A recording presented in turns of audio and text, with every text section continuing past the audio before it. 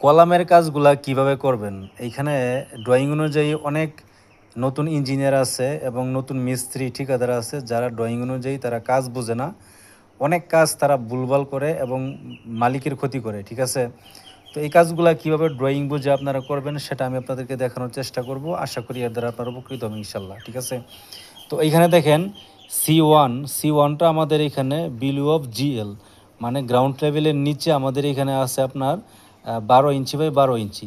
এখানে 4টা রড আছে, এখানে 4টা রডে এখানে 16 মিলি আছে। এখানে দেখেন 12 ইঞ্চি বাই 12 ইঞ্চি। নিচে আমাদের এখানে কিলার কভার দেখানো আছে 2.5 ইঞ্চি করে, 4 সাইডে কিন্তু 2.5 ইঞ্চি করে কিলার কভার এখানে দেওয়া আছে। গ্রাউন্ড ফ্লোরে আপনার জিএলের উপরে এখানে আমাদের কলমটা হয়ে যাবে আপনার 10 ইঞ্চি বাই 10 ইঞ্চি। এখানে কিলার কভার থাকবে আপনার 1.5 ইঞ্চি বাই 1.5 ইঞ্চি। ফার্স্ট ফ্লোরেও আপনার এখানে কলম থাকবে 10 inch by 10 inch, killer cover এখানে 1.5 ইঞ্চি করে থাকবে আর কি। ঠিক আছে, সি টু এখানে মাটির নিচে থাকবে আপনার 14 ইঞ্চি বাই 12 ইঞ্চি। এখানে কলমে রড আছে আপনার 6টা মেন রড আছে। এখানে কাভারিং আছে আপনার 2.5 ইঞ্চি করে মাটির নিচে। মাটির উপরে প্রথম তলাতে এখানে আছে আপনার 10 inch by 12 inch, killer cover এখানে 1.5 ইঞ্চি। প্রথম তলার উপরে এখানে দ্বিতীয় তলাতে এখানে কলম আমাদের 10 ইঞ্চি বাই 12 ইঞ্চি এবং ক্লিয়ারেন্স এখানে 1.5 ইঞ্চি করে কিন্তু এখানে দেওয়া আছে। ঠিক আছে, সি থ্রিতে এখানে আমাদের মাটির নিচে কলম আছে 17 ইঞ্চি বাই 12 ইঞ্চি। তো এখানে আমাদের কলমের রড আছে কিন্তু 8টা কিন্তু 16 মিলি মেম্বার। এখানে কাভারিংটা আছে আপনার 2.5 ইঞ্চি করে। মাটির উপরে এখানে আমাদের কলমের সাইজ হবে আপনার 10 ইঞ্চি বাই 15 ইঞ্চি। কলমের রড অপরিবর্তিত থাকবে এবং এখানে আপনার কাভারিংটা হবে 1.5 ইঞ্চি করে। ঠিক আছে, দ্বিতীয় তালাতেও এটা এখানে সেম। এখানে আমাদের 10 ইঞ্চি বাই 15 ইঞ্চি থাকবে কলমের সাইজটা এবং কাভারিংটা এখানে 1.5 ইঞ্চি বাই 1.5 ইঞ্চি থাকবে।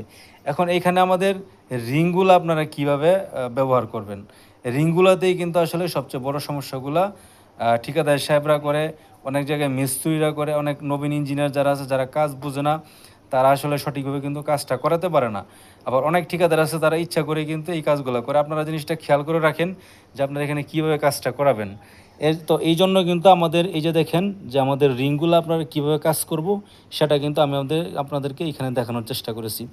তো এখানে বেজের উপর থেকে দেখেন বেস টু বিম, বেস থেকে আমাদের গ্রেড বিম পর্যন্ত আপনারা দেখেন এখানে 10 মিলি ডায়া আপনার 5 ইঞ্চি সেন্টার টু সেন্টার। ঠিক আছে, বেজের উপর থেকে আমাদের বেজের যে ডালার ভিতরেও কিন্তু আমাদের রিংগুলা এখানে 10 মিলি ডায়া 5 ইঞ্চি সেন্টার টু সেন্টার একদম আপনার এই পর্যন্ত এখানে আমাকে দিতে হবে গ্রেড বিমের তলা পর্যন্ত, যে পর্যন্ত আপনি শর্ট কলামটা কাস্টিং করবেন। ঠিক আছে, তো গ্রেড বিমের আপনি করলেন, তো গ্রেড বিমের করার পরে আপনার দেখেন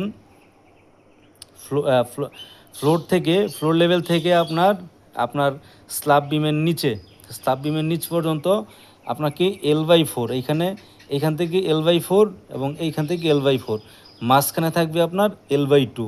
ঠিক আছে, তো এইখানে আপনারা দেখেন যদি আমাদের এই কলমটা ফ্লোর থেকে 10 ফিট হয় তাহলে নিচে 2.5 ফিট এবং উপরে 2.5 ফিট এবং মাঝখানে এখানে 5 ফিট। নিচে এবং উপরে এখানে দেখেন নিচেও আমাদের এখানে 10 মিলি 5 ইঞ্চি সেন্টার টু সেন্টার, আর উপরেও কিন্তু বিমের নিচে কিন্তু 10 মিলি 5 ইঞ্চি সেন্টার টু সেন্টার, মাঝখানে কিন্তু এখানে 10 মিলি কিন্তু আমাদের 7 ইঞ্চি সেন্টার টু সেন্টার। এটা কিন্তু বুঝে কিন্তু আপনাদের এখানে কাজটা করাতে হবে। ঠিক আছে, আরেকটা গুরুত্বপূর্ণ বিষয় সেটা হচ্ছে গিয়ে যে এখানে বিম এবং কলমের জয়েন্টে 2টা করে রিং কিন্তু আপনারা কলমের মধ্যে রাখবেন। এটা কিন্তু অনেক জায়গায় ঠিকাদার সাহেবরা এখানে করতে চায় না, বুঝে হোক আর না বুঝে হোক। আপনার স্ল্যাব বিম এবং গ্রেড বিম 2টা বিমের মধ্যেই কিন্তু আপনারা বিম এবং কলমের যে জয়েন্টটা হবে জয়েন্টের মধ্যে 2টা করে রিং কিন্তু আমরা ডিজাইনে দিয়ে থাকি। আপনারা কিন্তু এইভাবে বুঝে শুনে কিন্তু এখানে কাজগুলো করতে হবে, তাহলেই কিন্তু আপনারা সব জায়গায় কাজগুলো করতে পারবেন। ধন্যবাদ সবাইকে।